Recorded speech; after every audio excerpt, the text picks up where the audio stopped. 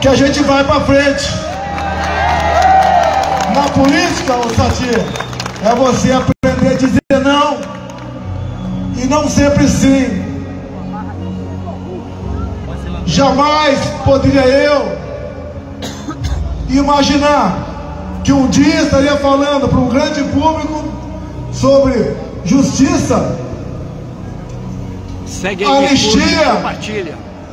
É o presidente Jair Messias Bolsonaro aqui na Avenida Paulista, hoje, 29 de junho de 2025. Futuro do seu país. Compartilha aí. O que aconteceu? Por muito tempo, deixamos de lado a política. Sempre dizíamos que os políticos eram todos iguais. E as cadeiras vazias foram ocupadas com este pessoal da esquerda que está aí. Em 2018, quem decidiu a eleição foi esse cara aqui.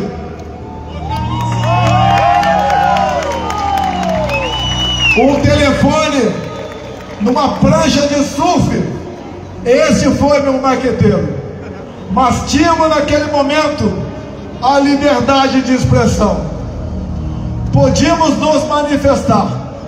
E no Facebook, por noite, agregava mais de 400 mil pessoas. E fiz uma coisa também, o Silas Malafaia. Você é pastor. Eu apenas li a Bíblia na fronteira de 79 a 81. Pegamos uma passagem bíblica lá do João 8,32. E conhecereis a verdade, e a verdade vos libertará. Como é difícil você falar a verdade com um amigo seu, mas ela liberta. Então o marqueteiro aqui, Carlos Bolsonaro, me botou na presidência da República, juntamente com mais algumas pessoas, obviamente. Mas ele foi o cérebro, foi a minha espinha. Ao longo de 4 anos, enfrentamos pandemia, uma guerra lá fora, uma tragédia de Brumadinho, uma crise hídrica de 21, mas nós vencemos tudo isso. Eu ali falei para vocês a importância da liberdade. Comprei 600 milhões de doses de vacina, mas falei, eu não vou tomar.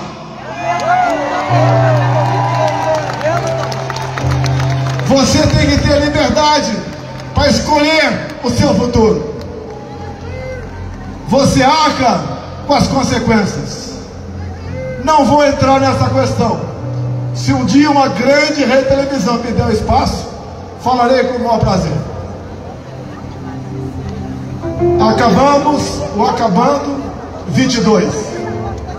A mão pesada do Tribunal Superior Eleitoral fez-se valer na balança, onde eu era proibido de fazer tudo, o outro lado podia fazer qualquer coisa.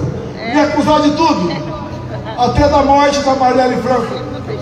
Me acusar de genocida, de misógino, de não gostar de nordestino, de não gostar de negros.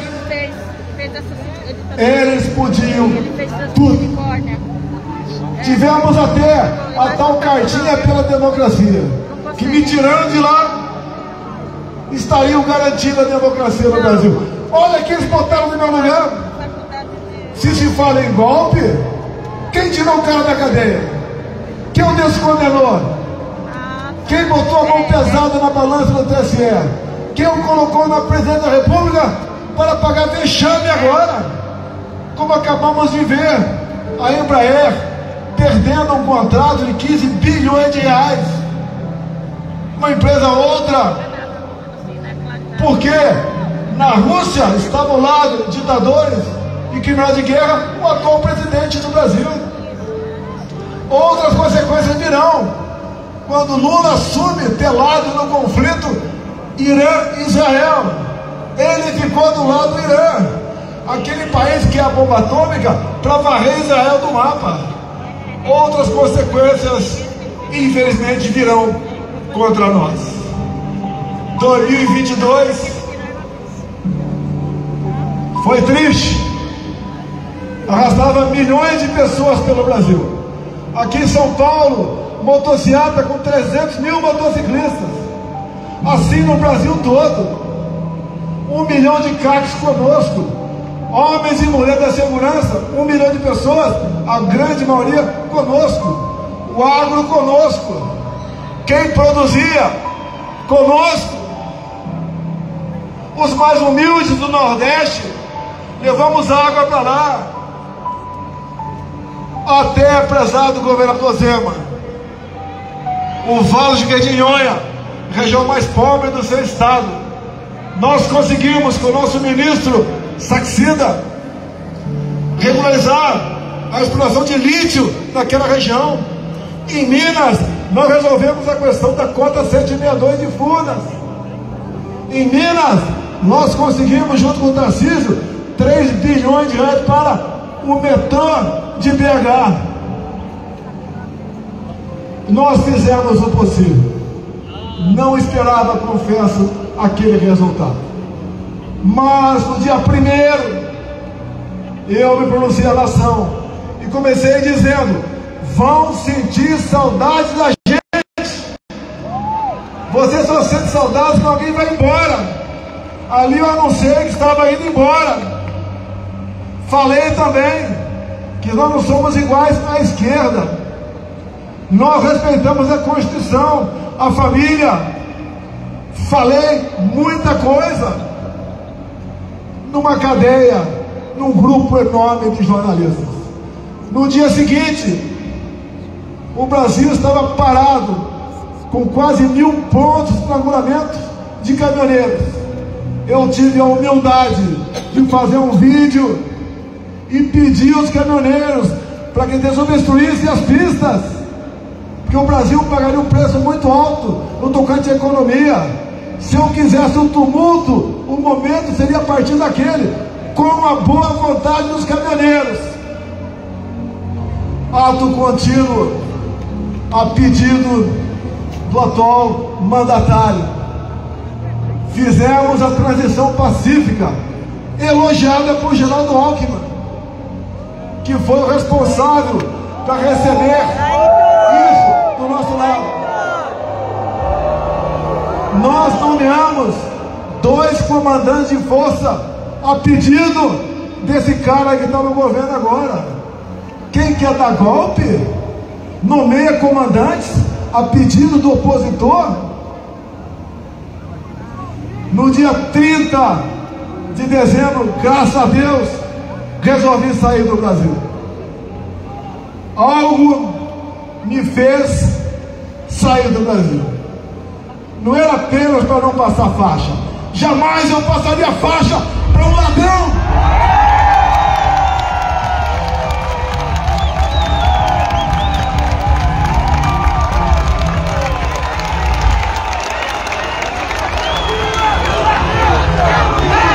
Jamais passaria faixa para um ladrão.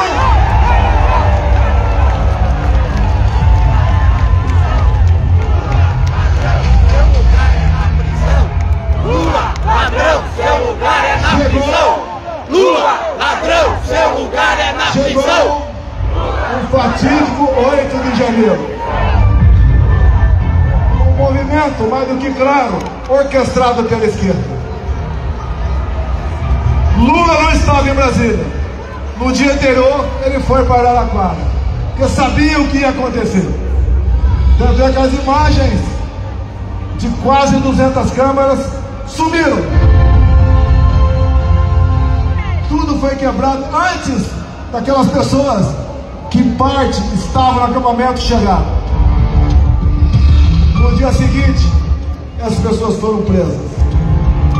E assistimos hoje condenações a 14, 15, 16, 17 anos de prisão. Como a semana passada, uma mulher com 7 filhos, 6 menores, foi condenada a 14 anos de cadeia. Essa mulher era golpista? Com a Débora, que seus familiares estão aqui agora, por Maria foi confirmado 14 anos de cadeia, ela com 2 filhos pequenos.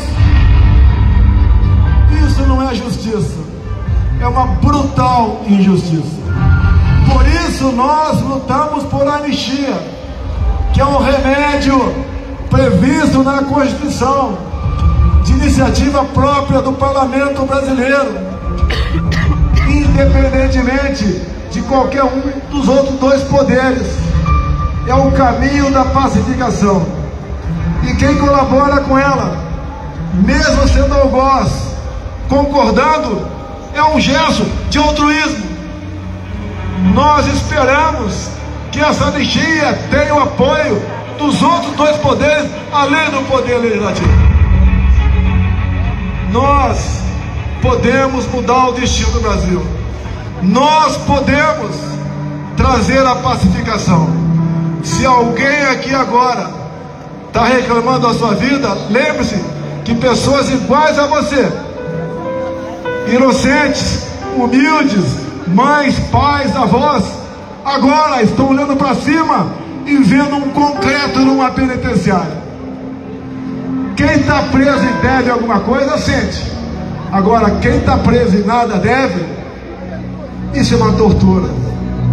Isso é um crime que, tenho certeza, para quem acredita, não terá perdão no dia do juízo final. Alguns acham que são imortais, mas um dia de todos nós chegará. Dizer a vocês que esses que estão sendo condenados com as acusações, tentativa armada de se levar o Estado Democrático, que arma foi apreendida? Busquem as polícias legislativas da Câmara e do Senado.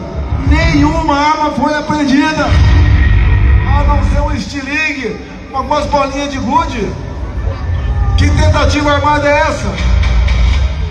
Golpe de Estado, 8 de janeiro, com idosos, com mulheres, com mães, com bandeira nas costas, com a Bíblia embaixo do braço. Golpe se dá com forças armadas, com armamento, com o núcleo financeiro, com o núcleo político, com apoio de instituições, inclusive fora do Brasil. Que golpe é esse, meu Deus do céu? Hoje, inclusive, o atual ministro da Defesa, José Múcio, disse há poucos meses, no programa Roda Viva, que 8 de janeiro não foi golpe. Mais ainda, 2 outros ex-ministros da Defesa falaram a mesma coisa, Nelson Jobim e Aldo Rebelo. Mais ainda, José Sarney falou a mesma coisa. E poderia aqui dizer o mesmo para quem está no carro de som. Se fosse uma tentativa de golpe, vocês não estariam aqui. E nós queremos justiça, queremos pacificação, queremos o bem do nosso país. E agora, para atender uma pessoa da faixa aqui agora, o que fazer? O ano que vem temos eleições. Aqui não é um carro para comício, é um carro para nós dizermos a verdade. Essa verdade que está lá em João 8,32. Se nós queremos que o nosso time seja campeão, nós temos que investir. Nós temos que acreditar. Nós temos que entender que as coisas não acontecem de uma hora para outra. Quantos aqui demoram um tempão para conquistar sua amada ou seu amado? E depois valeu a pena o sacrifício. Dizer a vocês, não interessa onde eu esteja, não interessa a covardia que porventura façam comigo, porque eu tenho a certeza que o objetivo final não é prender, é eliminar. Logicamente não quero ser preso e nem morto, mas não posso fugir da minha responsabilidade, não posso fugir da verdade, não posso fugir da minha palavra para com vocês. E digo, estaria muito bem se estivesse do outro lado, mas não estou. Estou do lado de Deus, pátria, família e liberdade. Se vocês me derem por ocasião das eleições do ano que vem, 50% da Câmara e 50% do Senado, eu mudo o destino do Brasil. Tarcísio, quando eu falo isso, tem outros 50% para o republicano, para o PSD, para o PP, o MDB, União Brasil. Se vocês me derem isso, não interessa onde esteja, aqui ou no além, quem assumir a liderança vai mandar mais que o presidente da República. Com essa maioria, nós elegeremos o nosso presidente da Câmara, o nosso presidente do Senado, o nosso presidente do Congresso Nacional. A maioria das comissões de peso no Senado e na Câmara. Lá no Senado, nas sabatinas, nós decidiremos quem prosseguirá nessa missão ou não. Nós indicaremos os integrantes das agências. Nós escolheremos, e não o presidente do Banco Central e todo o seu secretariado. Nós seremos os responsáveis pelo destino do Brasil. E dou um recado: não quero isso para perseguir quem quer que seja. Não quero isso para revanchismo. Eu quero isso pelo futuro do meu Brasil. Não tenho obsessão pelo poder. Eu tenho uma paixão pela minha pátria. Nós juntos, ao longo dos últimos 4 anos que estive na presidência, voltamos a vestir o verde e amarelo fora de época de Copa do Mundo. Voltamos a cantar o nacional com vibração. Voltamos a falar em família, célula da sociedade. Nos colocamos contra a ideologia de gênero. É inadmissível perverter crianças de 5 anos de idade nas escolas. Esse aí, o grande patrimônio de todos nós, os nossos filhos. Nós entendemos o que é legítimo direito à defesa. Viram que o morte por arma de fogo diminuiu no meu governo. Todos passaram a ganhar comigo, do empresário ou mais humilde. Vocês não viram durante a pandemia, onde muitos governadores e prefeitos pregaram o fica em casa, a economia de ver depois? Como nós temos no auxílio emergencial, não houve um só saque a supermercado. Nenhum prefeito do Brasil ou do Nordeste atrasou a sua folha de pagamento, em especial o 13º. Atendemos a todos com dignidade. Aumentei em 1 ponto percentual o fundo de participação dos municípios. Levamos água para o Nordeste. Triplicamos o Bolsa Família, mostrando que quem porventura arranjasse um emprego ainda ganharia mais R$200. O Brasil estava voando. Tivemos uma excepcional política externa, capitaneada em especial pelo Ministério da Agricultura da Tereza Cristina. Comércio com o mundo todo. O Tarcísio, com a Bolsonaro ao vivo aqui na Avenida Paulista. Vai curtindo, vai compartilhando, vai se inscrevendo no canal. Obrigado por ter aceitado o meu convite. É o dia da missão, de luta, da mobilização pela anistia, pela liberdade de expressão. E assim foram a maioria dos meus ministros. Por um Congresso justo. O Rogério Marinho, que não havia sido reeleito, um Congresso federal em 2018, que não fica de joelho, levou água para o Nordeste, STF. E fez milhão de obras. A primeira vitória foi agora. Foi eleito senador, votando contra o aumento do IOS. E agora, nunca antes na história do país. O último decreto que caiu presidencial foi há 30 anos atrás. Então esse governo já derreteu. Esse desgoverno já acabou. Então, hoje é importantíssimo a manifestação pela liberdade de expressão. O STF já tomou uma postura. da censura nas redes sociais. É por isso que eu estou aqui e é por isso que ainda nós estamos aqui. É uma esperança que resta. Esse desgoverno já acabou. Só vai sair em dezembro do ano que vem, mas já acabou.